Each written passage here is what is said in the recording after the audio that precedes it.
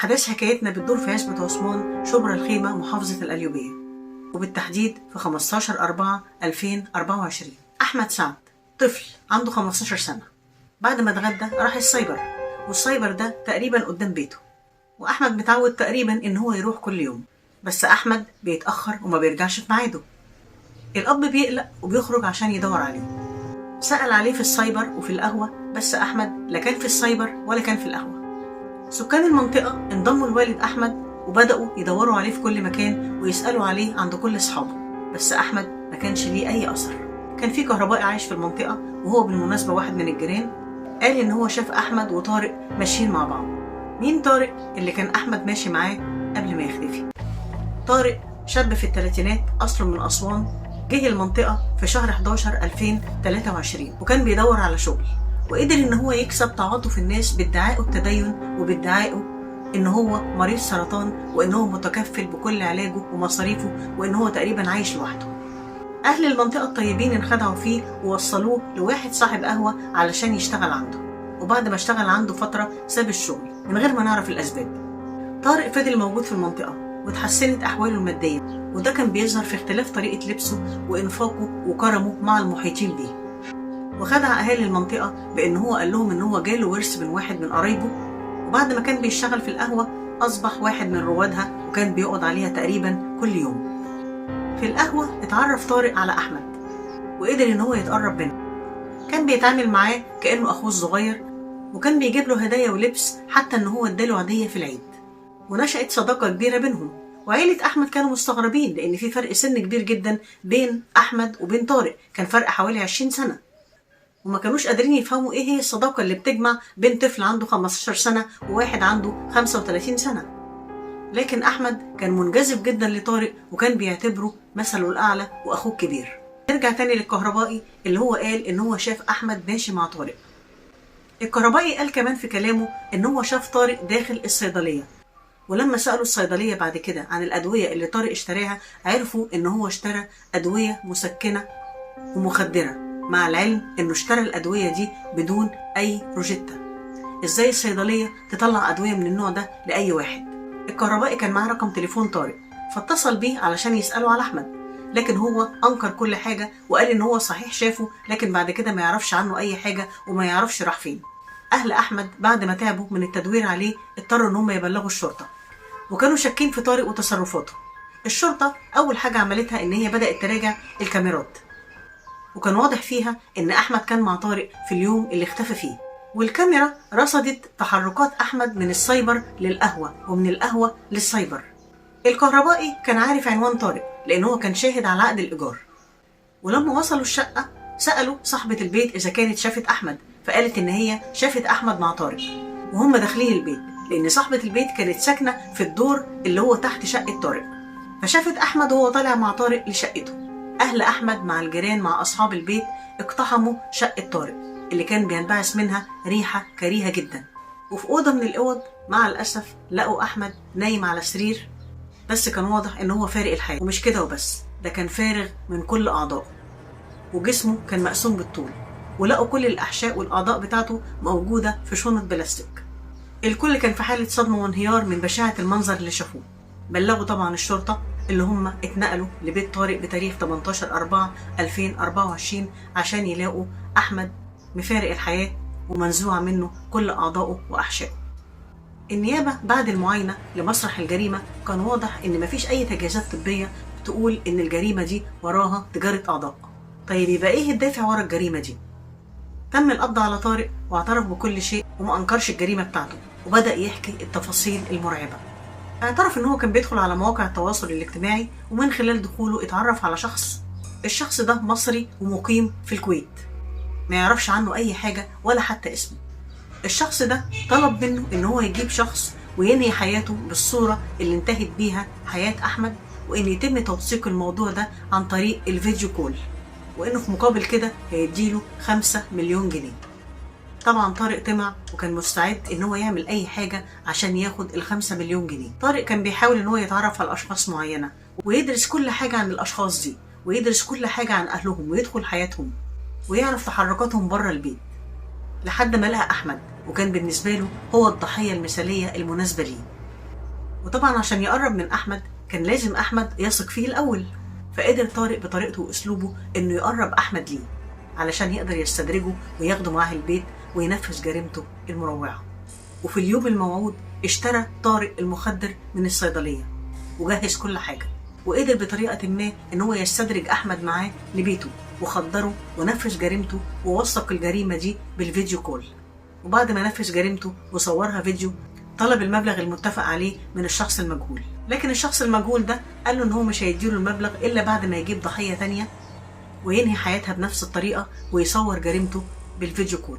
وبالفعل طارق كان بيجهز إن هو يرتكب جريمة تانية لولا إن الشرطة قبضت عليه. سرعة ضبط الشرطة لطارق أنقذت شخص تاني من إنه يلاقي نفس المصير اللي لقاه أحمد. الشرطة الإلكترونية قدرت إن هي تتتبع المكالمة اللي كانت بين طارق وبين الشخص المجهول، وقدرت تتوصل إن الشخص اللي كان بيتواصل طارق معاه طفل عنده 15 سنة، والاتصال كان بيتم من خلال خط تليفون دولي بيمتلكه والد الطفل ده، وهو مصري مقيم في الكويت. وتم تسليم الشاب وأبوه ووصلوا مصر بتاريخ 25 إبريل. أبوه أنكر الموضوع كله وقال إن هو ما عندوش معرفة بيه، أما الطفل أو المجرم اللي حققه معاه قال إن هو عمل الموضوع ده أكتر من مرة، وإن هو كان بيبيع مقاطع الفيديو دي على الدارك ويب، والفيديوهات دي كانت بتتباع بمبالغ ضخمة جدا. يعني غرض الجريمة إن هي تبث مصورة علشان تتعرض بعد كده على الدارك ويب. في ناس كتيرة ما تعرفش إيه هو الدارك ويب. الإنترنت بيتقسم ل3 أقسام. الإنترنت السطحي، وده بيمثل 4% من مساحة الإنترنت، وده اللي كلنا بنشوفه ومتعودين إن احنا ندخل عليه عن طريق الفيديوهات اللي احنا بنشوفها أو الأخبار اللي احنا بنطلع عليها زي جوجل واليوتيوب وغيرها. القسم الثاني وهو الديب ويب، الإنترنت العميق، وبيشكل 90% من الإنترنت، وهو عبارة عن صفحات ويب مخفية غير مخصصة للعرض العام زي الحسابات المصرفية والبريد الإلكتروني وصفحات التواصل الاجتماعي الخاصة. والهدف من الديب ويب حماية المعلومات الغير مخصصة للعرض. أما الشيء الأخطر فهو الدارك ويب، وهو الجانب المظلم من الإنترنت. الدارك ويب بيتم تداول فيه أمور غير مشروعة وغير أخلاقية. الأشخاص اللي هم بيستخدموا الدارك ويب يا إما أشخاص محترفي إجرام، يا إما أشخاص بيتم استدراجهم من قبل أشخاص تانية بهدف تنفيذ أمور شنيعة وبشعة. وطبعا الناس اللي بيتم استدراجهم دول بهدف الربح المادي الفاحش. الدخول للدارك ويب بيكون بشكل غير رسمي وبشكل غير مباشر عشان ما تتمكنش أي جهة أو أي شخص إن هم يدخلوا الدارك ويب. الدارك ويب فيه كل الأنشطة الغير مشروعة والغير أخلاقية زي سوق السلاح السوداء وتجارة الأعضاء وتجارة البشر وتأجير أشخاص علشان يقوموا بأعمال قتل أو أعمال غير مشروعة أو تنفيذ أفعال سادية لعقول مريضة زي حالة أحمد. بيتم بث ألعاب على الهواء في الدارك ويب عن طريق خطف أشخاص أو إغراء أشخاص بمبالغ ضخمة جدا علشان يلعبوا لعبة معينة، لعبة الموت. وبيكون في مزاد بيدفع فيه أشخاص مبالغ ضخمة جدا جدا، والمزاد ده اللي بيدفع فيه أكتر هو اللي بيختار الطريقة اللي تموت بيها الضحية من خلال ألعاب بتبث على الهواء. والأمر الأخطر هو استدراج الأطفال واستخدامهم في ارتكاب جرائم بشعة. الاستدراج ده بيتم عن طريق الألعاب الإلكترونية اللي أغلب الأطفال بيلعبوها على الإنترنت السطحي العادي، وعن طريق الشات أو المحادثة الخاصة باللعبة الأطفال بيتعرفوا على أشخاص وبيغروهم بالهدايا وبيبعتوا لهم روابط بتدخلهم على الدارك ويب. وأحيانا بيتم اختطاف الأطفال عن طريق استدراجهم ومقابلتهم في مكان ما بهدف اختطافهم. وبيكون من الصعب بل من المستحيل ملاحقة المحتالين دول، لأن شبكة الدارك ويب مخفية ومشفرة بطريقة متطورة جدا جدا. الحقيقة في القضية دي في حاجتين لفتوا انتباهي. ليه بعض الأطفال بيصاحبوا الأكبر سنا؟ والسؤال ده إجابته ببساطة إن الطفل بيكون مستكبر نفسه، يعني شايف نفسه كبير كفاية علشان يصاحب الناس الكبيرة في السن، وإنه أكبر من إنه يصاحب اللي في سنه أو اللي أصغر منه. الطفل لما بيصاحب اللي أكبر منه سنا بيكون معجب بنفسه، خاصة إذا كان الشخص اللي هو مصاحبه ده شخصية جذابة قدر بذكائه إن هو يجذب الطفل ليه ويخدعه بكلامه ويحسسه إن هو عقله كبير وإنه بيتصرف أكبر من سنه.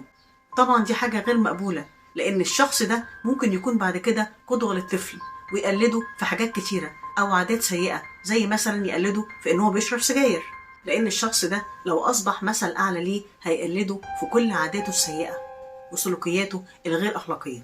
والجريمة دي لازم تخلي الأهالي ينصحوا أبنائهم إن هما ما ينخدعوش في الأشخاص اللي بيظهروا الود أكتر من اللازم، لأنه اللي بيدعي إن هو صديقك النهاردة ممكن يكون سبب في هلاكك بكرة.